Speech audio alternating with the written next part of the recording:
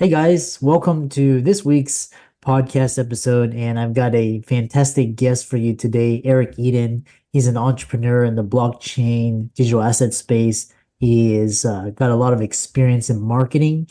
And so today we're going to be talking about marketing as an investment as opposed to an expense. He's got a lot of ideas about how it's evolving, AI, trends, and I'm really happy to welcome Eric to the show. Welcome, Eric. Thanks for having me. Appreciate it. Yeah, I know we go back a couple years during the digital asset winter market, we're part of the Blockworks and so talk about your story and you've always been a marketer and we'll dive right into the conversation. Absolutely. So I've been in tech marketing for 25 years. So I started during the dot-com boom, and I spent some time out in Silicon Valley in the Bay Area working with tech companies, and being there, in recent years, particularly it ended up working out being during COVID, but being there in recent years, you couldn't help but get drawn into sort of the crypto and digital markets there, because it was all sort of immersive in the Bay Area for a number of years. But I've worked on tech marketing for SaaS companies. I'm very interested and have been following AI very closely for the last couple of years, and I think that's a fascinating sort of evolution. Lots of interesting things there, and generally, I've been a chief marketing officer and leading B2B marketing teams for many years. And so I like to think about marketing in itself as an investment, versus just spending money. So chat about that maybe a little bit too. Yeah, and this concept of marketing as an investment is really interesting, especially with a lot of the change and the shifts, especially talk about this first thing is how marketing is evolving in 2024 and where you see it going. Yeah, so one of the things that's interesting is AI is changing things. So the way Google works is really evolving. The SEO that people relied on for many years as a channel to get traffic to their website and get business is really changing, because 20 years ago, the question was, whatever your question, Google has the answer. But now it's more like, whatever your question, ChatGPT has the answer. So Google is being forced to sort of evolve the natural search results in SEO. And so that's causing a lot of marketers to really have to shift their strategy and invest in other things. So that's one big shift. Another big shift is Google and Microsoft and other companies have really tightened down email delivery. And so email marketing was a huge channel for marketers, and it's gotten a lot less effective because a lot fewer emails get through. It's very easy to get filtered, even if you're doing white hat sort of things. It's very, very tight. And so that really makes marketers rethink some of their email strategies. And then on the online advertising front, a couple of years ago, we had the Apple and Meta getting into sort of a fight, and the iOS 14 update really made the efficiency of a lot of the online advertising a lot less. I mean, if that had continued, if that hadn't happened, I would be like retired on a beach, because the targeting on Facebook advertising is so good. Yeah. And when they made that change just like 2 years ago, it really dropped the return on online advertising for a lot of the companies that I've worked with, from like they were getting 4 times the money every dollar they put in, they were getting $4 out, and then it went down to like they were getting $1 for every $1 they were putting in. It became like 75% less effective, and that's just like an example of how things are changing across like 3 areas of marketing. There's other changes, but Yeah. people really have to be looking at every channel and everything they're doing, and like, what is the return on investment per marketing channel? Otherwise, I mean, you can lose a lot of money really fast. Yeah. Yeah, it's really yeah. And so one thing that we can talk about because you opened up two questions is, recently because I read a lot from Medium and the Medium started to before it was like awesome because I could use like ChatGPT and AI and create all these articles and now Medium saying that if you use AI, they're gonna, down regulate your article so it gets less views. And and like same thing with like blog. And then the second thing is that you were talking about is there's this the social media will I want to hear your comments, but like social media, like you get like views and followers, but that really doesn't equate to sales. And so now you have to like build a community. So talk about those two ideas. Yeah, so I think that with AI, I think there's still a lot of open questions for marketers and businesses before they really scale into using AI because you can't just put it on autopilot. It's not good enough yet where you can put it on autopilot and it can just write things for you and it can do all of it. What it can do is it can, instead of doing everything from scratch yourself, it can get you maybe 60% of the way there with the current like ChatGPT 4, for example. Yeah. And that's good, like it's helpful, but you can't just trust it to give accurate information. You can't trust it to write it in a way that is authentic. And if you do create things like images or copy with AI, you don't really own the intellectual property and copyright rights to it. And so that's challenging for a lot of companies too, right? So there's a bunch of open issues. I think it's very interesting to watch it evolve. When I use like ChatGPT version 2, basically the 2.0 version of it, uh, years ago, it was completely unusable. It only got you like 10% of the way there, right?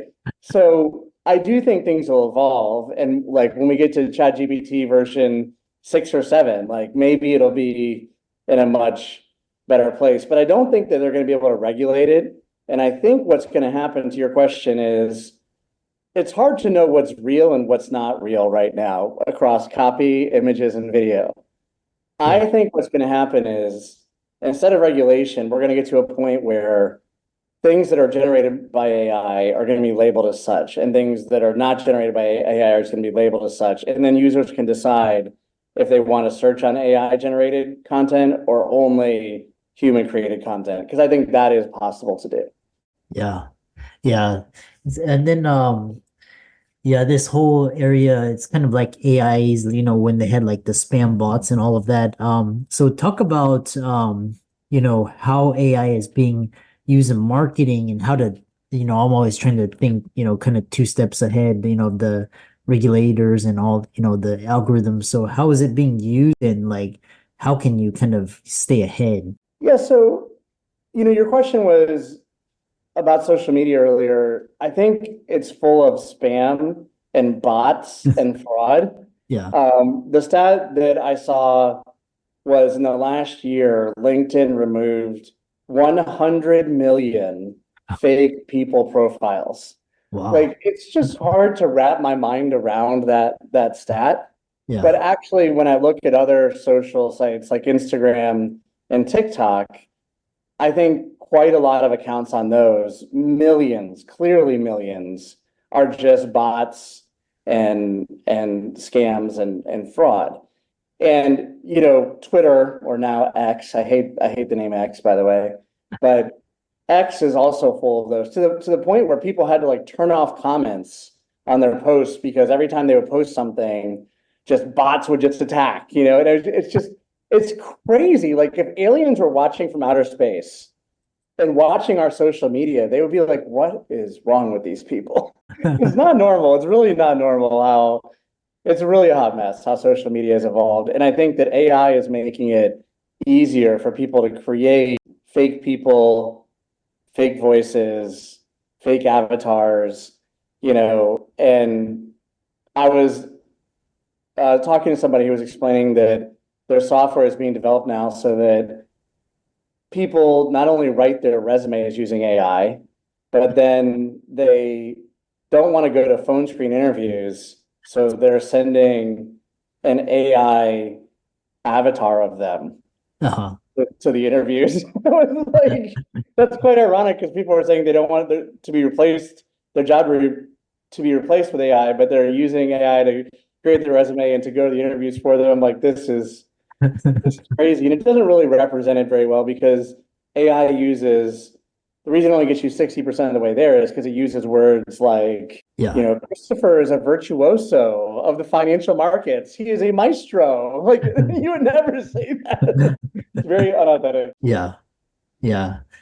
And then the other question is, because you do a lot of B2B marketing now. I think traditionally, kind of like coaches or, others, they're doing B2C, but you're in your advertising and marketing space. What are the top things that are shifting in B2B marketing? Because I know like it's really hard to rely on income from sponsorships and endorsements. So how do you navigate this shift?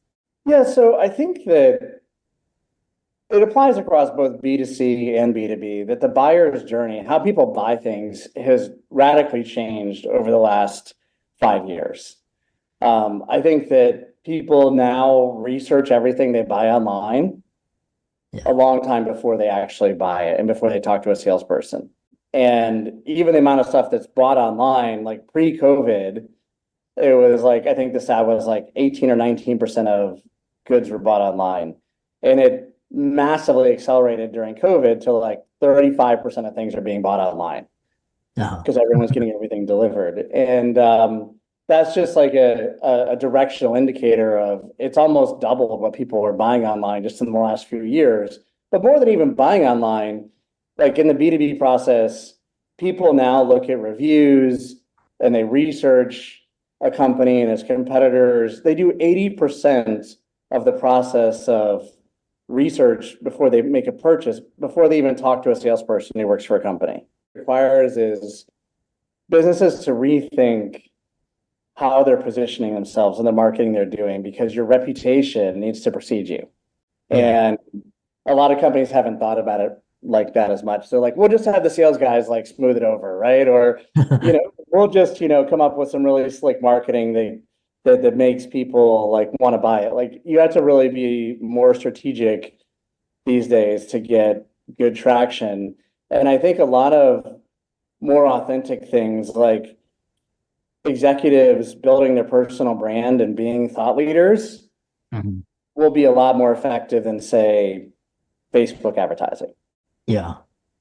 Yeah. And speaking on the terms of these marketing channels, it was interesting because you talked about this everybody's going online and you can look at Google and all these things, There was I think it was one of the Blockworks podcasts they were talking about like in the early days, like you could like there was companies that where you could buy like pens on online and they would deliver as kind of they ran out of money, but it was kind of a precursor to what Amazon and Walmart and DoorDash, all these Uber Eats do today. Um, and talk about which marketing channels have the best ROI. I'm just curious from a creator standpoint. Yeah, so there's tools that you can put in place where you can actually track what your customer acquisition cost is for every channel, for every product, and for every geography, down to the keyword level of every campaign. And you can know, did it cost us $100 or $1,000 to acquire a customer in this channel? And that's really the level of science people need to get to. And when you talk about thinking about marketing as an investment, you can then just agree on a formula with your leadership team and your investors and just say, listen, if we can acquire customers for X dollars and our product costs X dollars for people to buy, are you comfortable with that return on investment in marketing? That's a much better way to think about it than people saying, let's allocate like 8% of our revenue to marketing. Like that is not the way to think about it because then you just get caught up in weird things like branding and awareness, and you can't really measure what's happening or what's working. But if you think about it, SaaS companies in particular, there's been over 10,000 SaaS companies that received private equity or venture capital funding. And they came up with the most sophisticated ways of tracking return on investment in marketing with SaaS metrics. And they looked at things like customer acquisition cost and lifetime value of the customer and looking at those ratios of the customer acquisition cost compared to the lifetime value and fully loading the sales and marketing costs in that equation. And so I think that that should inspire other businesses in both B2B and B2C to think more like that, because those investors who are putting millions of dollars into SaaS companies who are very successful, that's the most advanced way to think about it. Yeah. Yeah, I love this because I'm always like I'm going through, my different channels and seeing like how many followers, how many engagements, what sales or what came out of this. And it's again it's very sporadic. So it's like you need to have a team that's dedicated, a marketing team that's like always tracking and the revenue and or the analytics and all of the numbers. You're a really interesting question. I know we could talk for a long time. So, how the one thing you talk about is events and talk about marketing events and how you have to have great marketing teams and get more results using AI, using all the concepts that we talked about.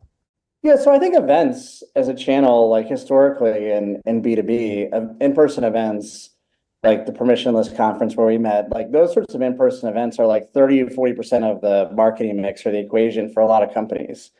And COVID shrunk that in-person event thing down to zero. And then it's been coming back since we've gotten past COVID. But and the people I've talked to, I don't think it's all the way back, but it's definitely making progress. I think people are now more comfortable with online events, much more so than they were pre-COVID. So I think that, and podcasting is a great example of that. Like what we're doing here, like people before COVID, when I was in the events industry for 10 years, I tried to talk to people about virtual events and like webinars, and they sort of looked down at it and they're like, that's dumb. Like, that's stupid. No one's gonna do that. And then there was like such a hard shift to it. And now people are like, oh, it's actually pretty good to have a mix of in-person and virtual events. And so I think that's where we're ending up. But I think that people need to think about the right mix of in-person and virtual events for their business, because that's probably like 40 to 50% of the marketing equation for B2B companies.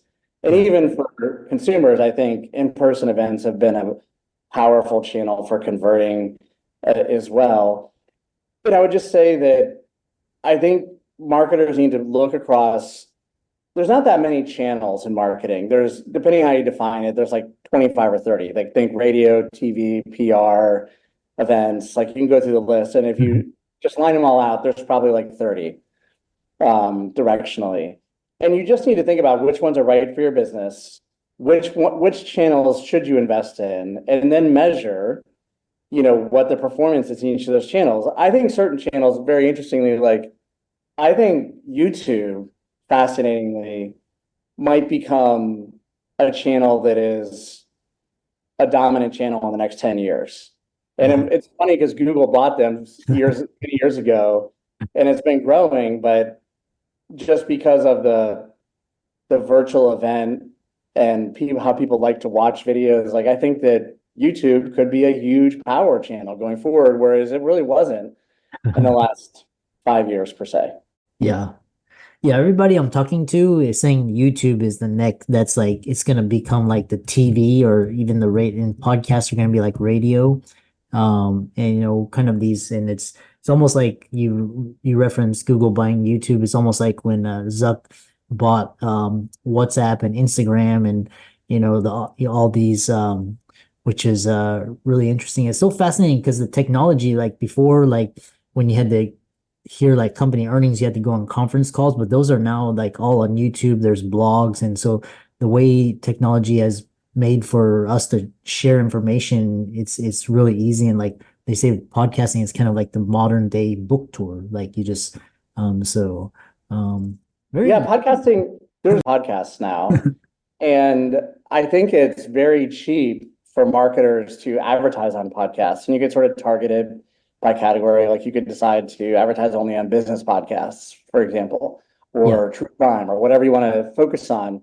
So I think that that's really interesting, that it's advertising on podcasts for the reach you get is a lot less cost than other online advertising channels. Like it's interesting.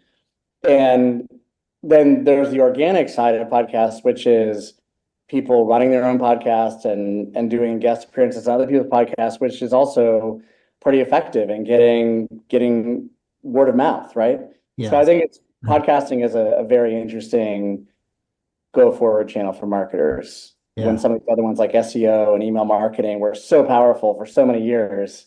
And now they're sort of questionable. Like I'm not saying it doesn't work for some companies, but for a lot of companies, it's not easy. Yeah. How can people contact you and check out your social media and check out your work and follow you? Absolutely. So feel free to connect with me on LinkedIn as Eric Eden.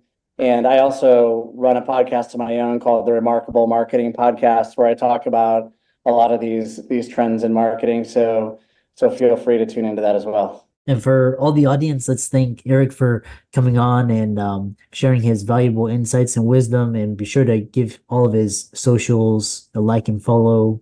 And with that, thanks so much for coming on. Absolutely.